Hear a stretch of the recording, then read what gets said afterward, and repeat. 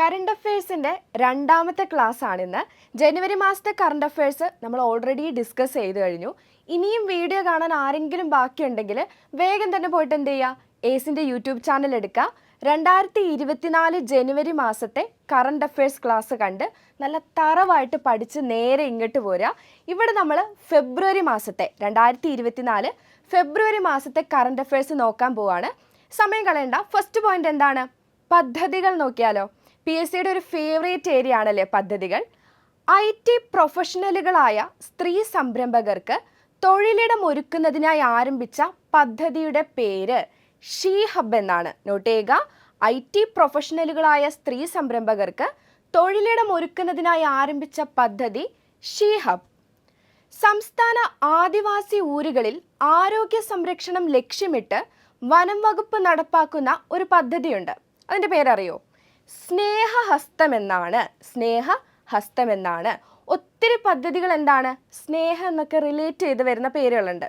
അതുകൊണ്ട് നമുക്ക് മാറിപ്പോകാൻ സാധ്യതയുണ്ട്. അതുകൊണ്ട് തന്നെ കറക്റ്റായിട്ട് ഓർത്തു വെക്കുക. അടുത്ത പദ്ധതി ഏതാണ്? മുതിർന്ന പൗരന്മാരുടെ മാനസിക ശാരീരിക സൗഖ്യം ഉറപ്പാക്കി ചെലവ് കുറഞ്ഞ വിശ്രമ കേന്ദ്രങ്ങൾ ഒരുക്കുന്ന കേരള സർക്കാർ പദ്ധതി. പദ്ധതിയുടെ പേര് പറയാൻ പറ്റുമോ? വാർദ്ധക്യ സൗഹൃദ ഭവനം. എന്താണ്? വാർദ്ധക്യ സൗഹൃദ ഭവനം. അടുത്തത് വളരെ പ്രധാനപ്പെട്ട പോയിന്റാണ്. 2024 ഫെബ്രുവരിയിലെ പുതിയ കണക്കുകൾ പ്രകാരം ഇന്ത്യയിൽ റംസാർ സൈറ്റുകളുടെ എണ്ണം. റംസാർ സൈറ്റ് എന്താണ്? അന്താരാഷ്ട്ര പ്രാധാന്യമുള്ള തണ്ണീർത്തടങ്ങളാണ്. ഈ തണ്ണീർത്തടങ്ങൾ അന്താരാഷ്ട്ര റംസാർ കൺവെൻഷൻ ഉടമ്പടി പ്രകാരം എന്താണ്? റംസാർ കൺവെൻഷൻ ഉടമ്പടി പ്രകാരം സംരക്ഷിത പ്രദേശങ്ങളാണ്. ഓക്കെ, അങ്ങനെയാണെങ്കിൽ 2024 ഫെബ്രുവരിയിലെ പുതിയ കണക്കുകൾ പ്രകാരം ഇന്ത്യയിൽ റംസാർ സൈറ്റുകളുടെ എണ്ണം എത്രയാണ്? 80 ആണ്. 80. അതോടൊപ്പം തന്നെ ഒരു പോയിന്റും കൂടി പഠിച്ചു പോകാം. ലോക തണ്ണീർത്തട ദിനം എന്നാണ്? ഫെബ്രുവരി 2-നാണ്. നമ്മൾ 2 പോയിന്റുകൾ പഠിച്ചു. 2024 ഫെബ്രുവരിയിലെ പുതിയ കണക്കുകൾ പ്രകാരം ഇന്ത്യയിലെ റംസാർ സൈറ്റുകളുടെ എണ്ണം 80 ആണെന്നും ലോക തണ്ണീർത്തട ദിനം ഫെബ്രുവരി 2 ആണെന്നും. അങ്ങനെയാണെങ്കിൽ ഇന്ത്യൻ കോസ്റ്റ് ഗാർഡ് ദിനം എന്ന് ചോദിച്ചാലോ? അത് ഫെബ്രുവരി 1 ആണ്. ഫെബ്രുവരി 1 ആണ്. ഓക്കെ, അടുത്ത പോയിന്റിലേക്ക് പോയാലോ. 2024 സംസ്ഥാന ട്രാൻസ്ജെൻഡർ കലോത്സവമായ വർണ്ണപ്പകിട്ടിൻ്റെ വേദി എവിടെയാണ്? തൃശ്ശൂരാണ്. അപ്പോൾ ട്രാൻസ്ജെൻഡർ കലോത്സവത്തിൻ്റെ പേര് വർണ്ണപ്പകിട്ട് നമ്മൾ പഠിച്ചു. ഇനി 2024 സംസ്ഥാന ട്രാൻസ്ജെൻഡർ കലോത്സവത്തിൻ്റെ വേദി ചോദിക്കുകയാണെങ്കിൽ തൃശ്ശൂർ. ഇനി 2024 ലോക റേഡിയോ ദിനത്തിൻ്റെ പ്രമേയം എന്താണ്? അതിനുമുമ്പ് ഒരു കാര്യം, ലോക റേഡിയോ ദിനം എന്നായിരുന്നു? ഫെബ്രുവരി 13. റേഡിയോ ദിനത്തിൻ്റെ പ്രമേയം radio a century informating entertaining and educating. എന്താണ്? Radio a century informating entertaining and educating. Note ചെയ്ത് വെക്കുക. അടുത്ത പോയിന്റിലേക്ക് പോവാം. ഇന്ത്യയിൽ ഉന്നത വിദ്യാഭ്യാസം നേടുന്ന പെൺകുട്ടികളുടെ എണ്ണത്തിൽ ഏറ്റവും മുന്നിലുള്ള സംസ്ഥാനം നമ്മുടെ കേരളമാണെന്ന് ഓർത്തു വെക്കുക.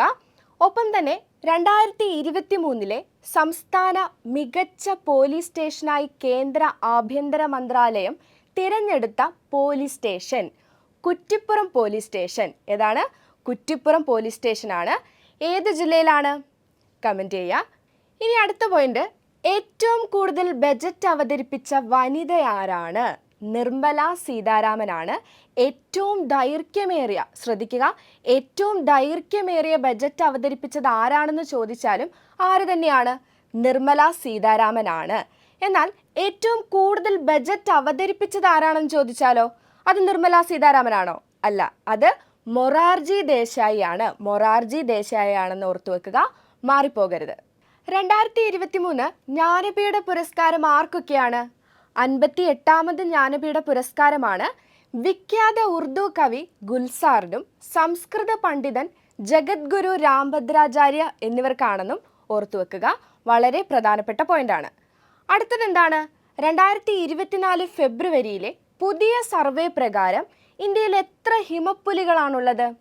718 ഹിമപ്പുലികളാണ് 2024 ഫെബ്രുവരിയിലെ പുതിയ സർവേ പ്രകാരം ഇന്ത്യയിലുള്ളത്.